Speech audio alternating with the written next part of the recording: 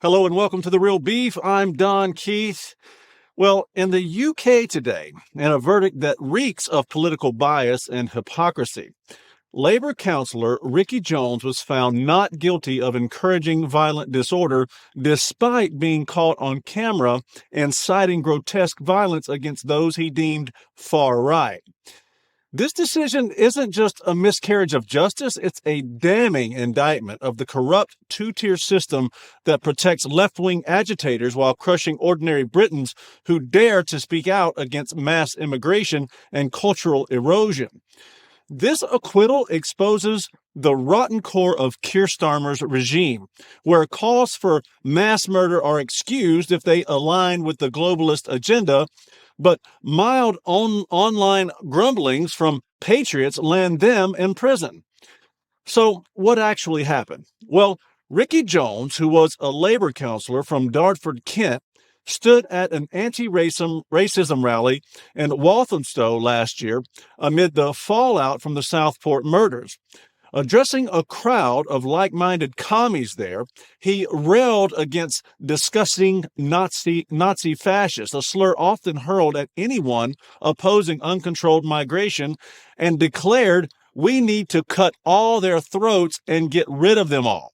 To ensure that no one misunderstood his bloodthirsty intent, Jones accompanied his words with a dramatic throat-slitting gesture, drawing his finger across his neck like a butcher preparing for slaughter. This wasn't some off-the-cuff remark. It was a clear call to violence captured on video for the world to see. So take a look. They are disgusting, nasty bastards, and we need to cull their throats and get rid of them all. So after all that, a jury at Snaresbrook Crown Court acquitted him, claiming his words were out of character or perhaps metaphorical, a defense that would never fly for anyone on the right. How can this be justice?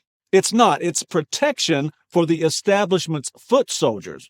Now compare this to the draconian sentences handed down to right-leaning individuals who said far less incendiary things and who pleaded not guilty only to be railroaded by the system anyway. These weren't violent thugs. They were often outspoken critics venting frustration through speech or online posts about issues like immigration, cultural identity, and perceived threats to British values. Yet, while Jones walks free after advocating genocide, basically, these patriots rot in cells. So here's some example of folks who pleaded not guilty but were convicted despite their defenses, proving the scales are tipped. We've got Sam Malia, an activist and leader of Patriotic Alternative. Malia was charged with intent to stir up racial hatred for running an online library of anti-immigration stickers. He pleaded not guilty, arguing the materials were not intended to incite harm, but a jury found him guilty after a trial at Leeds Crown Court, sentencing him to 2 years in prison. No cause for violence, just distributing stickers online. Alison Chablas, she was charged under the Communications Act for posting grossly offensive songs online mocking the Holocaust and Jewish people. She pled not guilty, claiming artistic expression and free speech, but was found guilty after a trial at Westminster's Magistrates Court, receiving a 20-week suspended prison sentence and 180 hours of community service, along with a social media ban. Offensive lyrics, but nothing nearly as direct as Jones' throat-slitting threat. Then there was Mark Meechan, a YouTuber and comedian who was charged with sending a grossly offensive message for uploading a video teaching his girlfriend's pug to perform a Nazi salute as a joke. He pled not guilty, insisting it was satire without intent to incite hatred, but was convicted after a trial for a prank video. Then there was Jada Franson, deputy leader of Britain First. Franson was charged with religiously aggravated harassment for abusive speeches and online videos targeting Muslims during a rally and home visits. She pled not guilty, denying intent to harass, but was found guilty after a trial at Folkestone Magistrates Court, sentenced to 36 weeks in prison. Confrontational words, but no gestures advocating physical violence like Jones. Then, of course, we have Paul Golding, leader of Britain First, who was charged alongside Franson with religiously aggravated harassment for similar anti-Muslim speeches and online content. He pled not guilty, claiming political activism, but was convicted after the same trial, receiving an 18-week prison sentence. Again, rhetoric against immigration, not overt incitement to slaughter.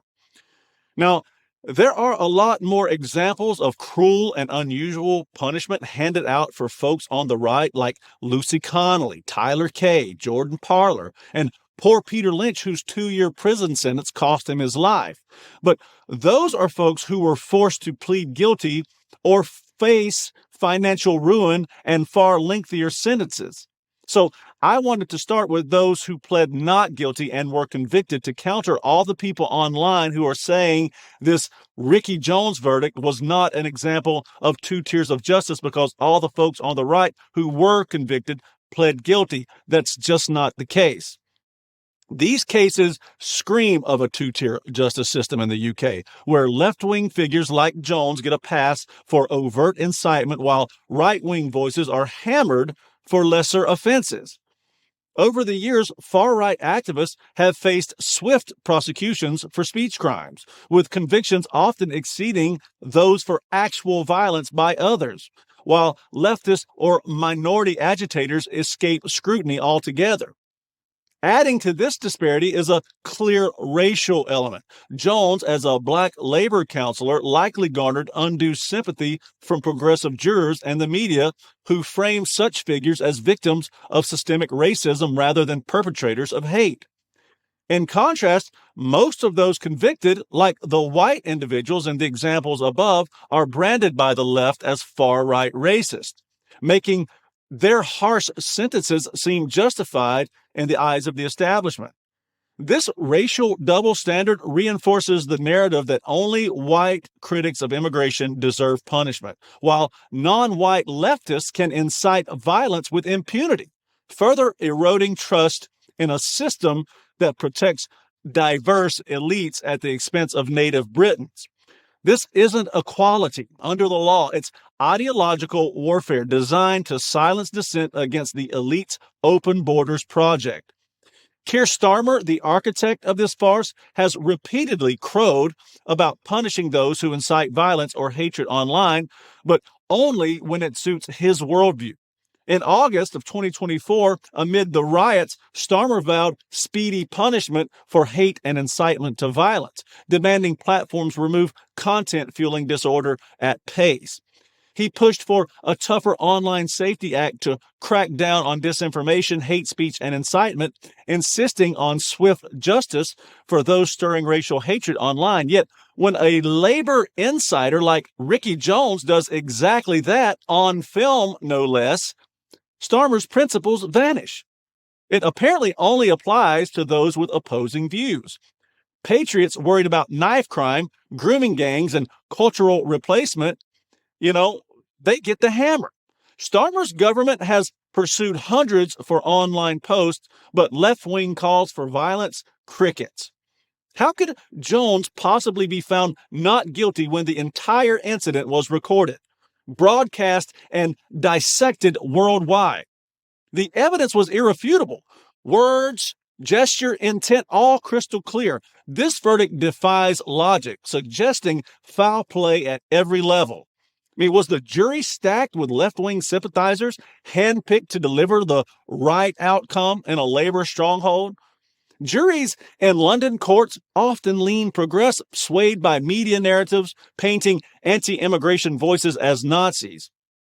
Or was Keir Starmer involved behind the scenes, pulling strings to protect a fellow labor Stalinist? As Prime Minister, he oversees the justice system, and his silence on this acquittal speaks volumes. Perhaps a quiet word to the Crown Prosecution Service or judges to ensure no embarrassment for his party. Worse still was the judge or jury paid off, corrupted by the deep state's globalist backers who benefit from division and migration chaos. Regardless, the pattern here is clear. When the elite's narrative is threatened, justice bends. It certainly isn't blind.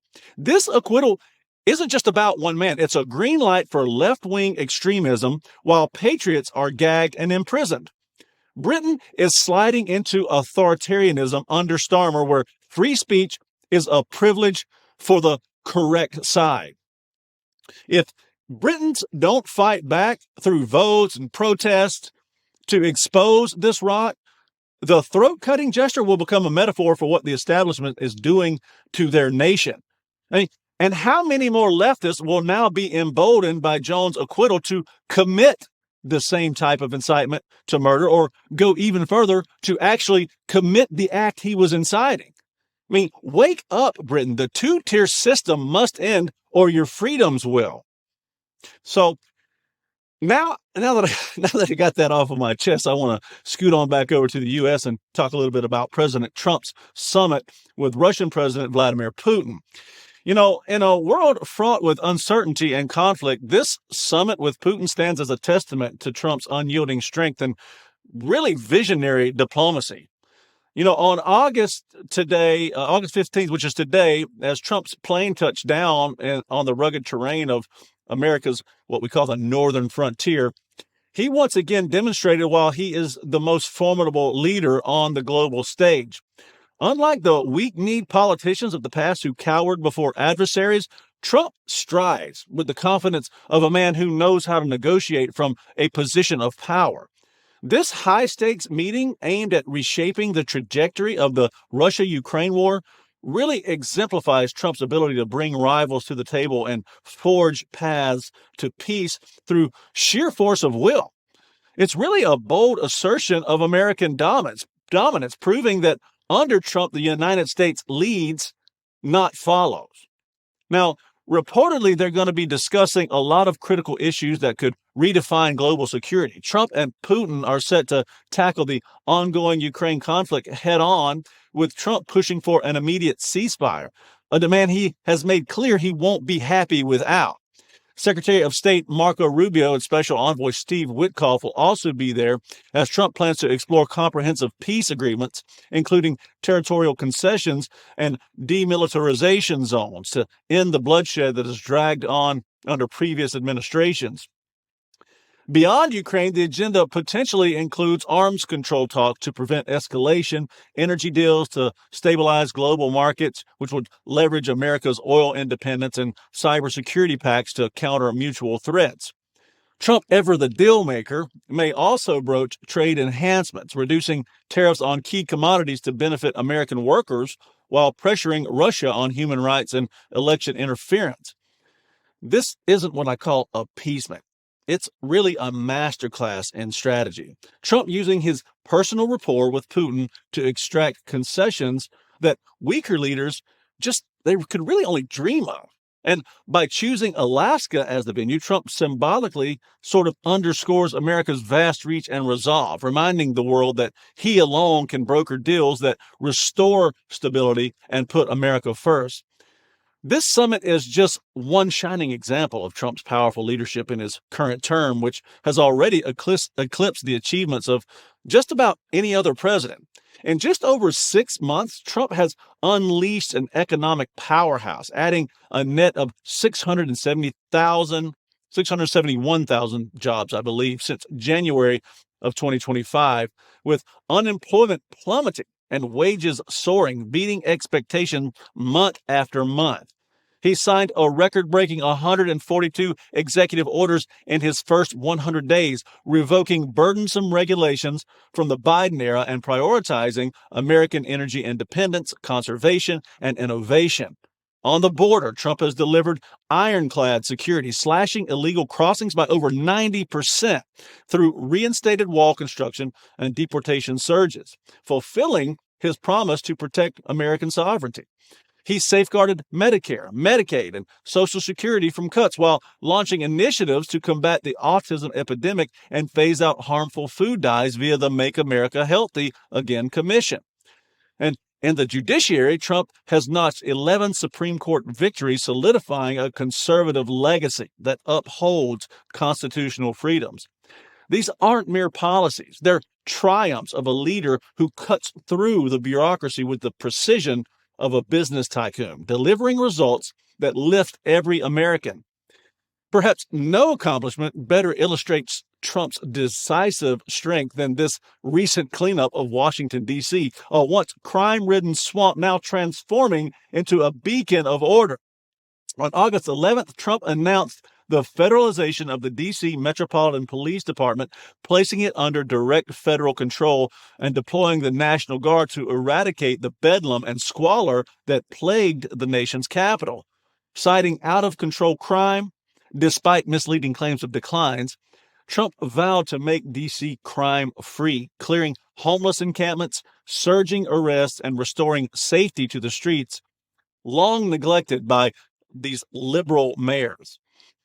This move, facing legal challenges from Democrats, of course, who are desperate to maintain chaos, has already yielded a lot of results. Violent crime reports are down sharply in just days, and the city is just bursting with renewed pride and vigor. Trump didn't just talk about draining the swamp, he did it literally, federalizing law enforcement to protect citizens and honor his 2024 campaign pledge. We're going to clean up Washington, D.C. and make it a crime-free zone, he said. In doing so, he exposed the failures of previous administrations and showcased his unflinching resolve to prioritize American safety over political correctness. President Trump's leadership isn't about empty rhetoric. It's about action, results, and unbreakable commitment to making America great again. So, as the world watches Trump command the room in Alaska, one thing is clear: America is back stronger than ever under the guidance of a true alpha leader. The era of weakness and wokeness is over. The Trump era of triumph has just begun.